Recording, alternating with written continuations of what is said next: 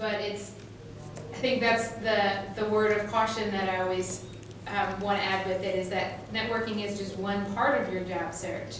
It's not your whole job search. It's not something that's gonna, like, so when you put in applications and you have 50 applications that you put in, you have a tangible evidence of what you've done. Networking is not tangible like that. There's not a, okay, well, I handed out 5 business cards today, but you never know when you're going to get a return on that investment. It's a much more broad and extended network, and you never know when it can pay you back, but you can't really quantify it either. You can't depend on it.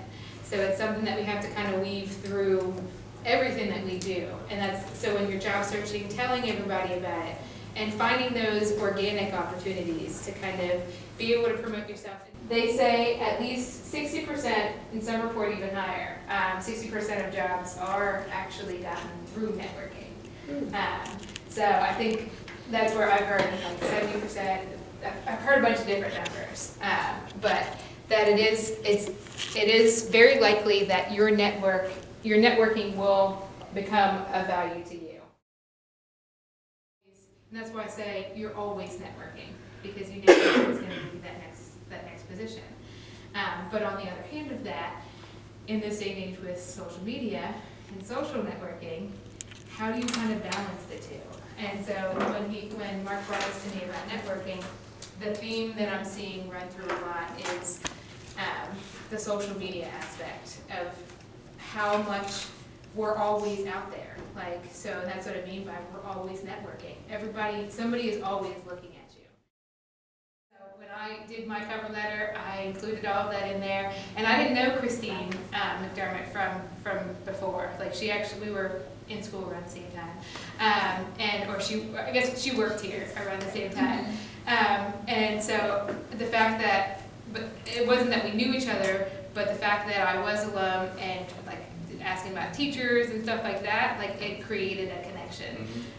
That had I not had that connection, I don't know, I would love to say that I would have gotten the job, but if not, it helps. Yes, exactly. I definitely capitalized on that, and I was able to kind of show my passion, and I think that maybe, I can't say that I would do a better job than somebody who wasn't alum, but it gave me more of a passion because of my service to others and wanting to give back to our students and give back to the institution that was such a foundation for me as well. Of how building that personal connection, so LinkedIn, I know that that's a huge thing that I definitely promote, but those connections are not necessarily, you can have 500 connections, but they're not 500 real connections. Having those personal connections, having the recommendations and the references are what's going to build a more solid network that can just endorse the bigger network that you have through all the other tools that you do have at your fingertips, because that's what should make the job search a little bit easier, because you can connect with people on Facebook, and then you never know who that somebody else knows that it's oh, okay, they're actually a new graduate, and this would be a perfect person for this position. So you're actually having so many other opportunities open up to you because of that. As I said, with my story of it was a face-to-face connection just a random one. If you think about how random that was and how much bigger the network is with the internet and with LinkedIn, that you never know when that could come up as well. Students think that they'll leave the career fair with a job. That's probably not going to happen. But those contacts that you build at the career fair sometimes help you figure out where you don't want to apply, and sometimes it just helps you get to the top of the pile because they remember your name from how you presented at the job fair. So, talking about how to get comfortable with public speaking. That's what I tell them. Do your speech in the mirror, looking at yourself, because it's the most awkward thing that you have to do. And you so you learn, I learned how many ums, and I still do it. I still haven't gotten over it, and I also talk with my hands a lot. But I've had to do the recorded YouTube speeches, and it is the most uncomfortable thing, but it helped me get over my anxiety of having to speak in front of groups. So that's what I definitely promote to students who are going to go through that experience as well. I usually say something about how I find myself, like sometimes my personal boundaries in the sense of, because I want to get things done, sometimes I let myself burn out a little bit, and I'm always kind of working. Yeah. Bringing things home with you. Yes, exactly.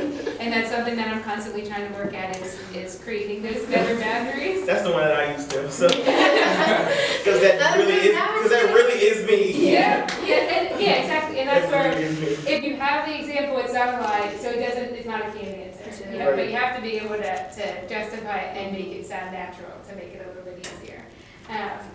The fact that we're all here right now, I think, Well, it's definitely. attesting to that. Yes, exactly.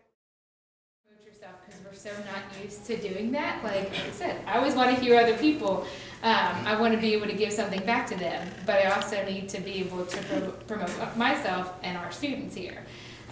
So I've also had to kind of work at that, and by having extra any opportunity that you can to create that network, I think having that practice just helps you get better and better at it. So it becomes a little bit more comfortable, and you it's all those interpersonal skills, all things to put on your resume, that are, if you think about how you can quantify it, but it's all those interpersonal skills that really help you promote yourself as well as what you can do for that organization, because that's what's going to get you the job.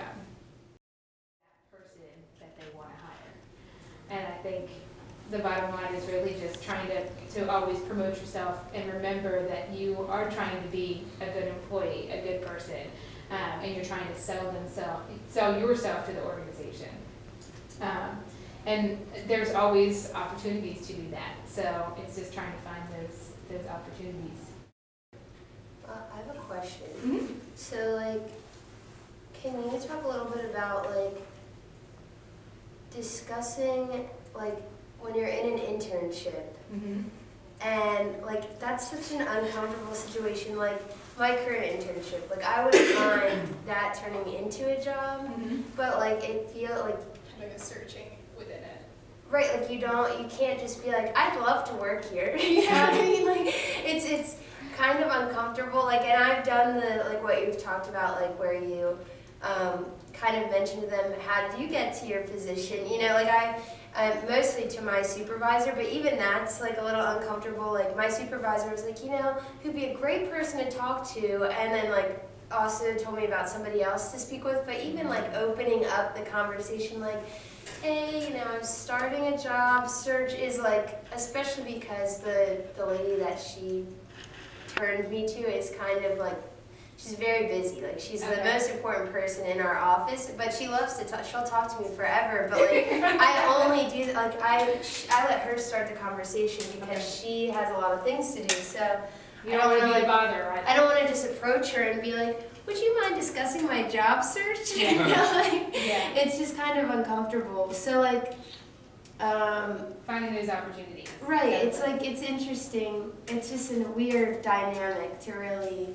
Navigate. Yes. And I think, so that's the hard part with that, in the sense that there aren't good examples for me to say, oh, this is a good time. Right, yeah. That's what I mean by kind of finding those times, like, it should always kind of be in the back of your mind, in the sense of, I mean, at least in internships, it's a comfortable place to be able to say, like, they know that you're not gonna be there forever. Right. They know that you're trying to find a job, they know that you're trying to get a full-time position.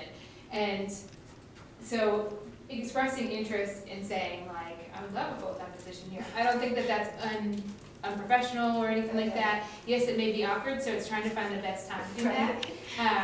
But so when she starts up a conversation and being able to say, oh yeah, like maybe that if you find an opportunity to say, so what was your job search like, or how did you get this job, like, or how did you want to get into this type of work?